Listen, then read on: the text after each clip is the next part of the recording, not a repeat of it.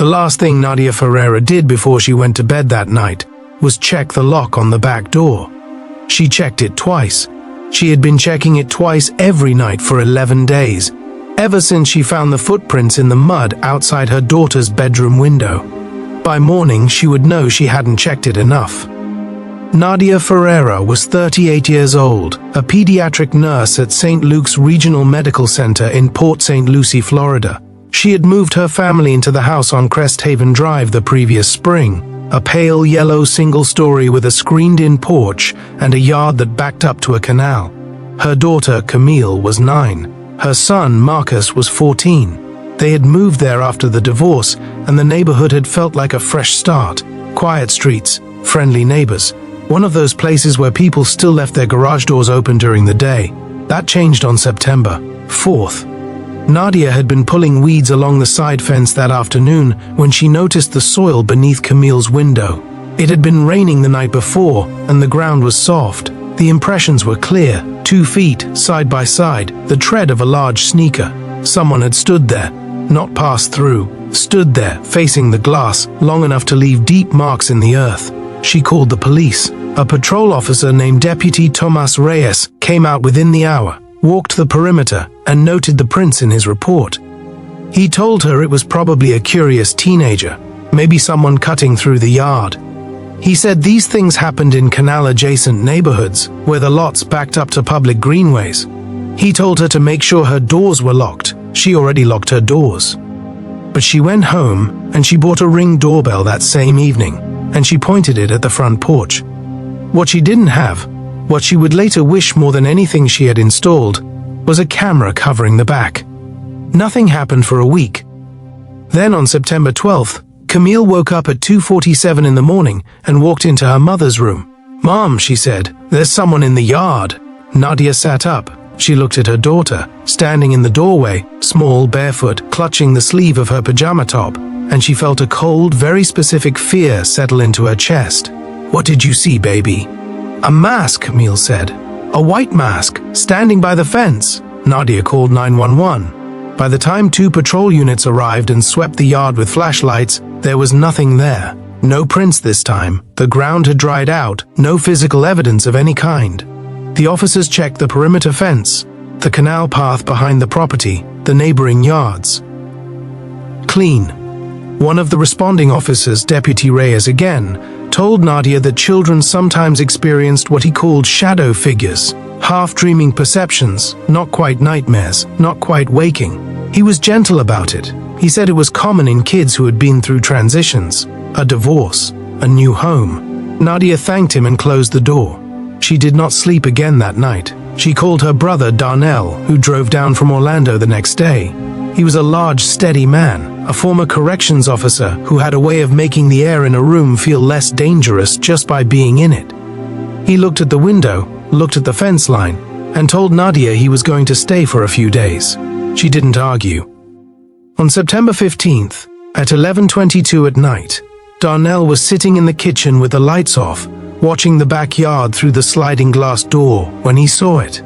A figure, standing at the edge of the porch screen, just beyond the frame of the exterior light. Tall, still, wearing what appeared to be a white theatrical mask, smooth, featureless, the kind you might see at a costume shop in the week before Halloween. Darnell moved fast. He hit the exterior lights, threw open the sliding door and ran to the fence. The canal path was empty in both directions. The figure was gone. He had been watching from the kitchen for over an hour, and in the time it took him to cross the porch, maybe 8 seconds, whoever it was had vanished. He called Tomas Reyes directly this time because he had kept the deputy's card. "I saw it," Darnell said. "It's real, and it's not a kid." Reyes came out again. This time, he brought a colleague, Detective Sonia Marchetti from the St. Lucie County Sheriff's Office. She was methodical where Reyes was reassuring. She walked the yard with a flashlight and a camera, and she found what Nadia and Darnell had both missed. A small notch cut into the lower corner of the porch screen, just large enough to fit a hand through and unlatch the frame from the inside. Whoever this was had already tested how to get in. Detective Marchetti opened a formal investigation. She reviewed canal path access points, checked sex offender registries within a 2-mile radius, and canvassed neighbors. She found something interesting 3 houses north. A retired teacher named Carl Pudney had installed a security camera covering his driveway and, by accident, a partial view of the canal path behind it. His footage from the night of September 12th showed a figure moving along the path at 2:31 in the morning, 16 minutes before Camille woke her mother. The figure wore a white mask. It walked calmly, not running, not creeping, walking, the way someone walks on a path they know well. Marchetti ran the gate, the build, the approximate height against open cases in 3 adjacent counties. She contacted the neighboring Treasure Coast Department. And that's when she found something that made the whole picture shift in a direction nobody had anticipated. There had been 2 similar incidents in Martin County, 14 miles south, over the preceding 8 months. A masked figure reported at night, near occupied homes, a screen that had been cut and left unforced in one case. A mother in Stuart, Florida, who had called 911 3 times before investigators had taken her seriously. Her name was Renata Kwan, and she was 41, also a single mother, also 2 children, also a backyard adjacent to a public waterway. The incidents had stopped in Martin County in June. They had started in Port St. Lucie in September. On September 19th, at 3:04 in the morning, Nadia Ferreira's back door opened. It didn't blow open. It opened, slowly, deliberately, because whoever was on the other side had spent several nights learning the layout of the porch, the position of the screen latch, the location of the exterior lock. Because the ground around the door was dry and the hinges had been recently oiled by Nadia's landlord, it made almost no sound at all. Darnell heard it anyway. He had set up a pressure-sensitive alarm on the interior mat just inside the back door. A simple device, $30 from a hardware store, because Detective Marchetti had told him that if the subject tried to enter, they would likely try the back first. The alarm was a low tone, not loud. It was enough. Darnell was in the hallway before the door had opened a full foot. He turned on every light in the house simultaneously. He had also rigged the switches. He shouted, and then he saw, through the sliding glass panes of the back door, the figure turn and run. He called 911. He did not pursue. He had been told not to pursue. Units arrived within 4 minutes and established a perimeter around the canal path. A K9 unit tracked ascent north along the waterway for approximately half a mile before it terminated at a residential street where it was lost. But this time, there was something left behind.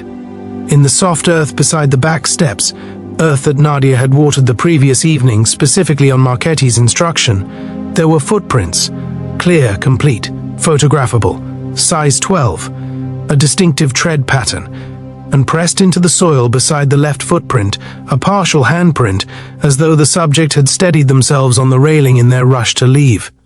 The handprint gave them something. It took 9 days. On September 28th, Detective Marchetti arrested a 31-year-old man named Garrett Pelham at his apartment in Fort Pierce, 12 miles north of Port St. Lucie. He was employed part-time at a landscaping company whose service area included Cresthaven Drive. He had, according to records, serviced several properties on that street, including the house directly next door to the Ferreiras, in the spring of that year. Inside his apartment, investigators found the mask. White, smooth, featureless. They also found, in a storage bin under his bed, a notebook. Marchetti did not disclose the contents of that notebook publicly, and she never would.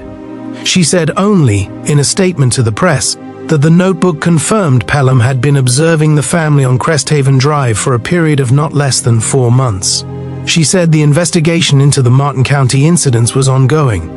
Garrett Pelham was charged with burglary with intent, stalking, and criminal mischief. He entered a not guilty plea. The case proceeded to trial the following spring. Nadia Ferreira did not stay in the house on Cresthaven Drive. She and her children moved to a rental in Vero Beach within 2 weeks of the arrest. Camille, for a time, had difficulty sleeping near windows.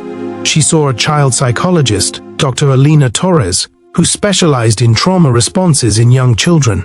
Dr. Torres later said that what Camille had experienced, being seen, without knowing she was being seen, by someone who wished her family harm, represented a particular category of violation, not violence.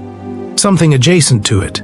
The knowledge that the line between safety and danger had been porous all along. Marcus, who was 14 and therefore trying to be fine, was for a long time not fine. He started checking locks. He checked them twice. Darnell, when asked what he remembered most clearly about those 3 weeks on Cresthaven Drive, said it wasn't the night he saw the figure by the fence. It wasn't even the night the door opened. It was the moment he realized the figure had been there before any of them knew to look. "We thought we were safe," he said.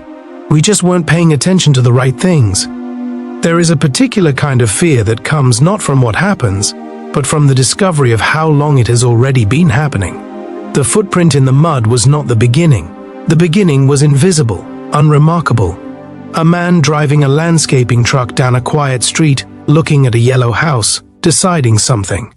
By the time Nadia checked the lock on her back door, the watching had been going on for months. That is the thing about safety. It is not a state we achieve. It is a thing we negotiate daily, with an uncertainty we mostly choose not to look at directly. Most of the time, what we can't see isn't watching back. Most of the time,